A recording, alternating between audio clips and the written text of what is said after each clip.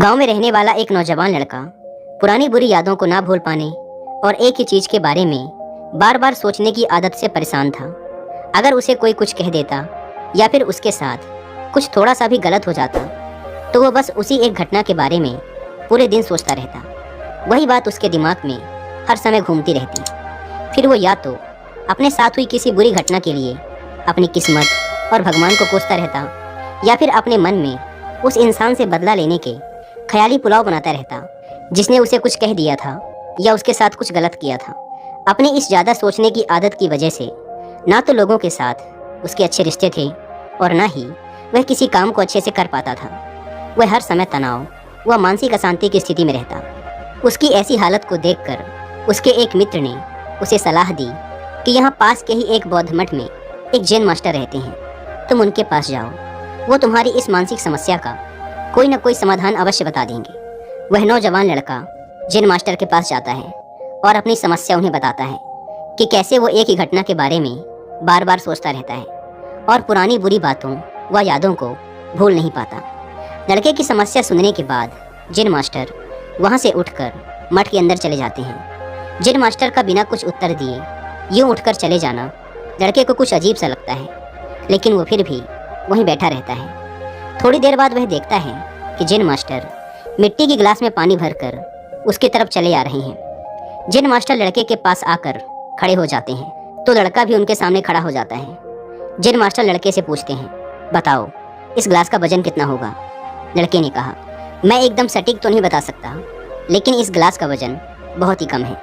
अब जैन मास्टर ने गंभीर होकर कहा, मेरा प्रश्न ये है कि अगर मैं इस गिलास को थोड़ी देर तक ऐसे ही पकड़कर खड़ा रहूं तो क्या होगा?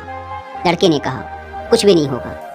जैन मास्टर ने फिर पूछा, अगर मैं इस गिलास को इसी तरह 1 घंटे तक पकड़ कर रखूं तो क्या होगा?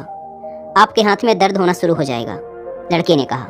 जैन मास्टर ने फिर प्रश्न किया, अगर मैं इस गिलास को ठीक इसी तरह पूरे दिन पकड़ कर रखूं तब क्या होगा? आपके हाथ में बहुत ही भयंकर दर्द होना शुरू हो जाएगा। आपका हाथ सुन्न भी हो सकता है, आपकी मांसपेशियों में भारी तनाव आ सकता है और यहाँ तक कि आपके हाथ को लकवा भी मार सकता है। लड़के ने गंभीर शब्दों में कहा। जैन मास्टर ने कहा, बहुत बढ़िया, लेकिन क्या इस दौरान गिलास का वजन बदला? लड़के ने कहा, नहीं, वजन तो नहीं बढ़ा। तब भला हाथ में दर्द और मांसपेशियों में तनाव क्यों आया? जैन मास्टर ने पूछा। बहुत समय तक पकड़े रहने के कारण, लड़के ने जवाब दिया। जैन मास्टर ने फिर प्रश्न किया, अब इस दर्द से छुटकारा पाने के लिए मैं क्या करूं? गिलास को नीचे रख दीजिए। लड़के ने कहा।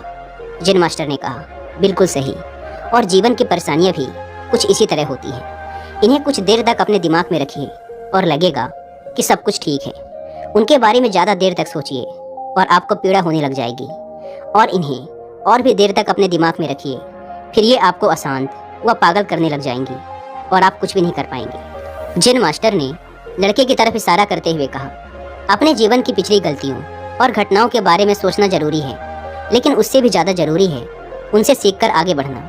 अगर तुम एक ही बात को पकड़कर बैठे रहते हो तो ठीक उस गिलास की तरह ये भी तुम्हारे जीवन में दर्द पैदा कर देगा।